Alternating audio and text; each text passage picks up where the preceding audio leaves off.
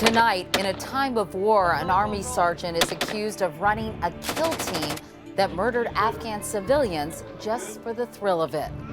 I'm Katie Couric. Also tonight, new danger along the Mexican border. American college students murdered, caught in the crossfire of the drug war. And that battle goes high-tech, with U.S. agents deploying the same weapons used in Afghanistan. Plus, the doctor who's ready to die for her patients. She stood up to Somali warlords and won. From CBS News World Headquarters in New York, this is the CBS Evening News with Katie Couric. Good evening, everyone. American commanders in Afghanistan have repeatedly said protecting civilians is a top priority. But 5 U.S. soldiers stand accused of shocking crimes that include murdering Afghans for sport. Today near Seattle, the alleged ringleader appeared at a military hearing to determine if there's enough evidence for a court-martial. David Martin at the Pentagon has been following this story, and a warning, some of the details are quite graphic. Staff Sergeant Calvin Gibbs on patrol in Afghanistan 3 days after he allegedly orchestrated the murder of an Afghan civilian. If the charges are true, he used those medical shears tucked into the top of his flak jacket to cut off fingers as trophies. He's crazy. There's something wrong with that guy. And I've seen him kill, I know he's killed dudes. Specialist Jeremy Morlock, who is accused of taking part in 3 murders earlier this year, made that statement to Army investigators as he described Gibbs's actions. Pulled out one of his grenades, American grenade, popped it, throws the grenade, and then, tells me, Winfield, all right, dude, whack this guy, kill this guy. Winfield is Specialist Adam Winfield, who admitted to being a member of Gibbs's kill team. That's what he called it, a kill team. And what did he mean by that? He meant that he was going to kill people. Winfield, too, is charged with murder. It's pretty much the worst thing I've ever done in my life. Looking back, was there any way that shooting could have been justified at all? No. Winfield claimed he was too afraid of Gibbs to blow the whistle. What do you think he would do? I think he would kill me. And why do you think that? He said it. He said if anyone ever ratted on them, he would kill them. Another soldier, Emmett Quintal, told investigators what happened when a private named Stoner blew the whistle on drug use in the squad. Gibbs sat down casually and told Stoner that if he snitched again, he would kill him, and that he has killed people before and he has no problems killing again. At that time, Staff Sergeant Gibbs had a cloth. He opened it and dropped it, and 3 human body fingers fell onto the ground. And yes, there are pictures of soldiers posing with the bodies of their victims. The Army is doing everything it can to keep those photos from becoming public. Katie? Meanwhile, David, what kind of defense is Gibbs' legal team mounting? Well, Gibbs' attorney says that these were all legitimate combat operations and that those statements by those soldiers are not going to stand up under cross-examination. And David, let's talk about the other big story at the Pentagon, that mysterious sight over the Pacific Ocean captured by a KCBS helicopter last night. Was it a missile, and what are officials there at the Pentagon saying about it? Well, experts have spent the entire day trying to figure out what it was. The Department of Defense spends billions of dollars each year to make sure it's never surprised by a missile launch, so this had everybody's attention. They have determined that it did not travel fast enough or have a big enough exhaust plume to be a military missile fired either by the U.S. or some other country. They now believe it was either an airplane or an amateur rocket. All right, well, keep us posted on that. David Martin, David, thanks so much. Now turning to Mexico and that country's brutal drug war, which has claimed at least 28,000 lives in the past 4 years alone. The epicenter is Juarez, a city separated from El Paso, Texas by the Rio Grande and connected by the Bridge of the Americas. And Don Teague reports the latest victims of the drug violence are American students. Amazing grace. Mourning at the University of Texas El Paso, where friends and family gathered Monday to remember 2 students who were ambushed and murdered while driving in neighboring Juarez, Mexico. We will miss your unique charm and cherish the moments. These are great men, great people that wanted to achieve something, want to be something in life.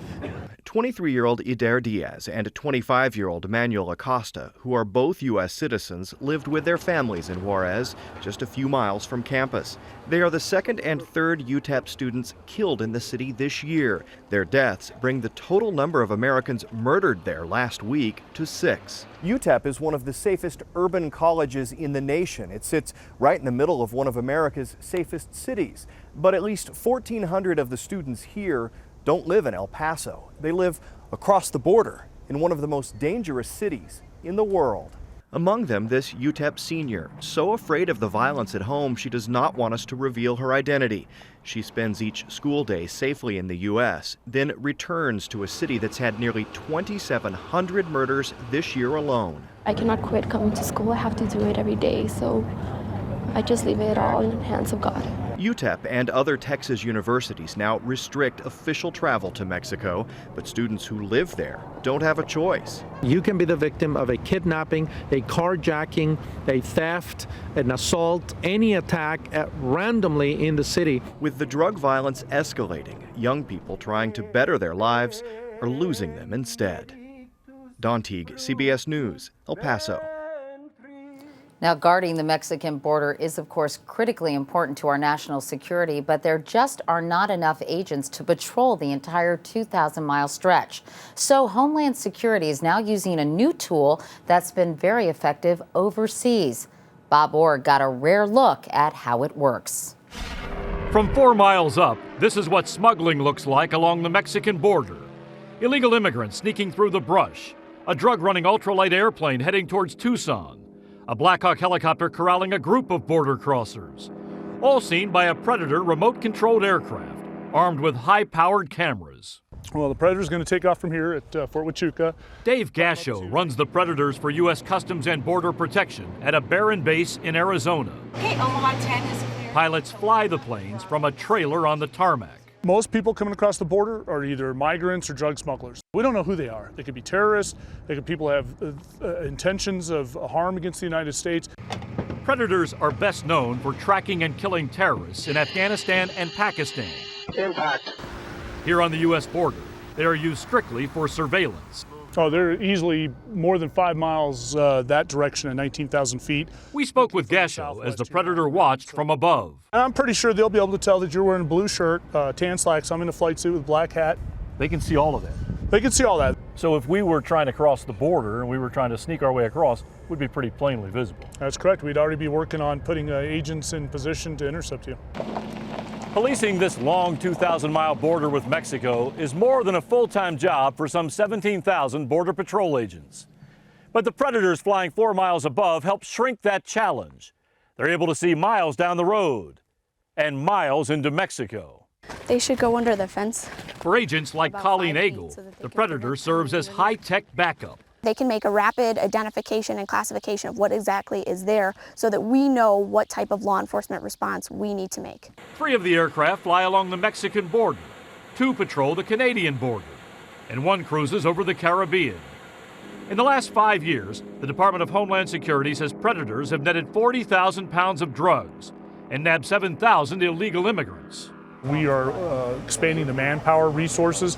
Gasho wants more pilots to keep the Predators flying around the clock, claiming nothing else provides this kind of immediate intelligence. My boss in Washington, D.C. can log on and say, what are we looking at right now? You could feed this picture in real time to the command center. Yes. The program is expensive. Each Predator costs around $18 million, and the aircraft has limits. They're only cleared to fly inside a narrow zone along the border and can't fly at all in bad weather. Still, to Gasho, the air fleet is essential. This is sovereign U.S. soil, and I think we need to defend it as such. And Congress is sold. A 4th Predator is on its way to the Mexican border. Bob Orr, CBS News, Fort Huachuca, Arizona.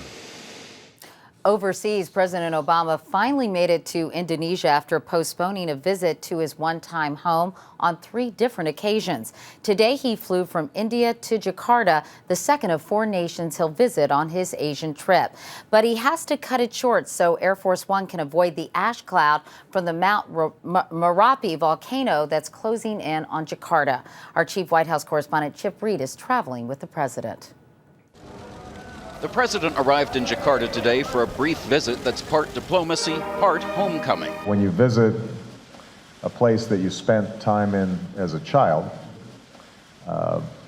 as president, it's a little disorienting. The future president lived here with his mother, his Indonesian stepfather, and half-sister from the time he was 6 years old until he was 10 when he returned to Hawaii. He attended 2 schools here, one Roman Catholic for about 3 years, then for 1 year a state school where most students were Muslims. His headmaster at the time remembers young Barry, as he was known then, very well. Place of birth, Honolulu, August 4, 1961. The nationality, Indonesia, and then religion, Islam. He identified himself as a Muslim because that was his stepfather's religion, school officials say, but it has led some to suggest erroneously that the president is a Muslim, even though he's been a practicing Christian for decades. Indonesia has more Muslims, 206 million, than any other nation in the world. That's 13% of the global Muslim population. The president says it's changed dramatically since he lived here. I barely recognized it. Then it was ruled by an autocrat. Today, it's a fledgling democracy. And in a speech later tonight, the president will cite Indonesia as a model for the world, a Muslim nation that is moderate and tolerant. He'll again reach out to the Muslim world, insisting that the U.S. is not at war with Islam, but with violent extremists who have corrupted a great religion. The president was forced to cancel some events here because a giant cloud of ash from a nearby volcano is moving toward Jakarta. And for safety reasons, Air Force One must be in the air before it arrives. The president says he's disappointed his stay here in Indonesia had to be so short, but he promises to return next year for an international conference, and he says he will bring the family. Katie? Chip Reed. Chip, thanks very much. And still ahead here on the CBS Evening News, in a country torn apart by war, she provides a glimmer of hope. But up next, staggering new figures about African American males and how they're falling behind.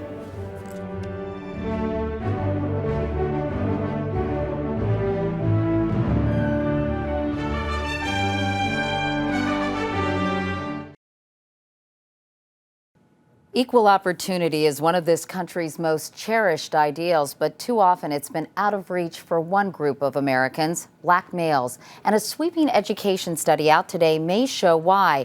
It found that African American males languish at the very bottom of their class every step of the way. Bill Whitaker shows us why this is a problem for all of us in tonight's Reading, Writing, and Reform. The California Academy of Mathematics and Science in South LA is one of the top high schools in the country, and senior Daniel Caesar is one of the top students. A average, ambitious, he wants to be a psychiatrist. I'm looking at Berkeley and Stanford as my top schools. But a troubling sign of the times, achieving Black male students like Daniel are increasingly rare in American schools. The overall academic achievement of African American males was appallingly low, not only in cities, but nationwide. By 4th grade, only 12% of Black male students read at or above grade level, while 38% of white males do. By 8th grade, it falls to just 9% of Black males, 33% for whites. Black male students are almost twice as likely as white males to drop out of school, and in some big American cities, the dropout rate is around 50%. In some South LA neighborhoods, this seems more common than this. Black males now make up only 5% of the college enrollment nationally, but 36% of the prison population. Researchers say this isn't just a crisis affecting African Americans. This crisis affects all Americans. Dropouts cost taxpayers more than $8 billion annually in public assistance programs like food stamps. It costs more than $25,000 to incarcerate an inmate for a year, but only about $14,000 a year for a student to attend community college. Researchers call these dismal numbers a call to action for scholars across the country to study this problem and come up with real solutions. The problem can't be quarantined. It's not as if the problems of black males will stay in black communities. These things metastasize across the body politic. They spread out like a cancerous cell, and they begin to impact and affect others. How many of you are going to go to college? Daniel and others in the self-proclaimed nerd herd at Cam High in South LA plan to beat the odds. I just push myself to make sure that I get there and that the generation behind me can look up to people like me. Hoping to reverse this pattern of failure. Bill Whitaker, CBS News, Los Angeles. In Salt Lake City, more dramatic testimony today at the Elizabeth Smart kidnapping trial. Smart told the jury how police missed a chance to rescue her several months after she was taken. She testified that she and the accused, Brian Mitchell, were once approached by an officer who said he was searching for Elizabeth Smart.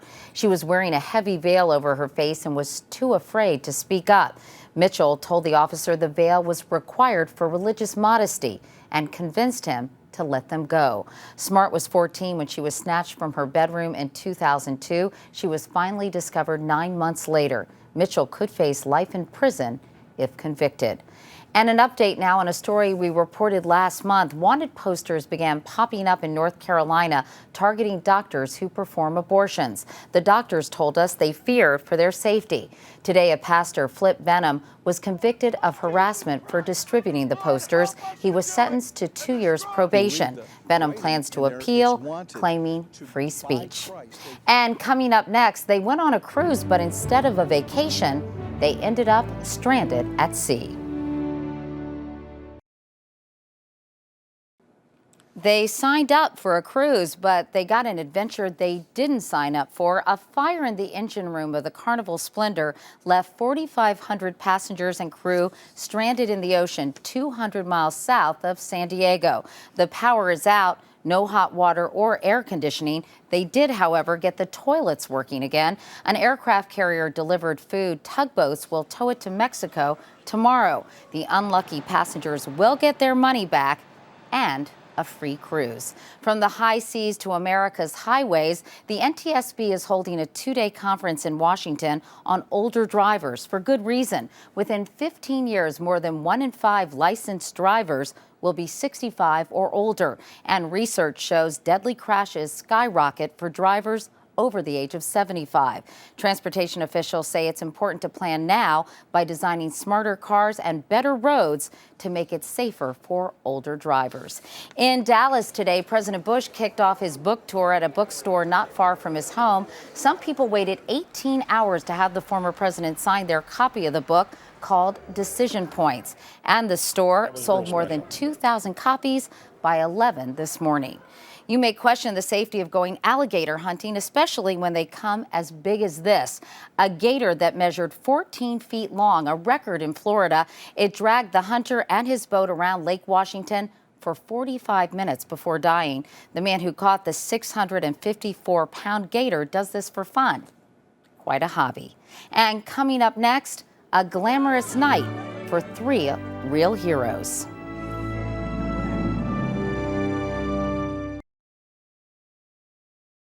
Finally tonight, for 2 decades, Glamour magazine has presented awards to its Women of the Year, women who have achieved great things and inspired others. And Michelle Miller tells us this year's list includes 3 of the strongest women you'll ever meet. It's a star-studded event, this year honoring celebrities, activists, and athletes. We've celebrated the most famous and accomplished women in the world, but the winners who people tell us they're the most moved by year after year are the women who they'd never heard of before. Women like 63-year-old Dr. Hawa Abdi and her 2 daughters, Deco and Amina, from Somalia. In war-torn Somalia, they live in daily fear of rape, of death, and bands of rebels who ravage without warning. In 1991, Dr. Abdi found herself in the middle of a civil war. Armed militia had taken over the capital of Mogadishu. It was a disaster, but it happened. Hundreds of thousands of innocent people were forced into the countryside, where Dr. Abdi owns a nearby farm. Now 90,000 people at the camp. Much more than a refugee camp. It's 200 acres where people farm, learn, and raise their families. You've given your land away. Yes, and the water to drink because we have a well. She built a hospital where she and her daughters, also trained physicians, practice medicine. You must be extremely proud of your mother. I am, but she scares me sometimes. She's so brave. Last May, Dr. Abdi was held hostage for a week by al-Qaeda-linked militants, furious that a woman had become a leader to so many. I remain, and I say, you want to kill me, please? No problem. Someday I have to die. After destroying her hospital and killing at least 20 children, the militants let her go. And these are women who don't have to do this. They could leave their country. They could live peaceful, safe lives where they're not being threatened by militants every hour of every day, but they refuse. We are asking you, American population and all over the world, to help us. They join a sisterhood of women recognized over the last 2 decades, women who've changed minds and changed lives, and encourage others all over the world to follow their lead. Michelle Miller, CBS News, New York. And that is the CBS Evening News for tonight. I'm Katie Couric. Thank you for watching. I'll see you back here tomorrow. Good night.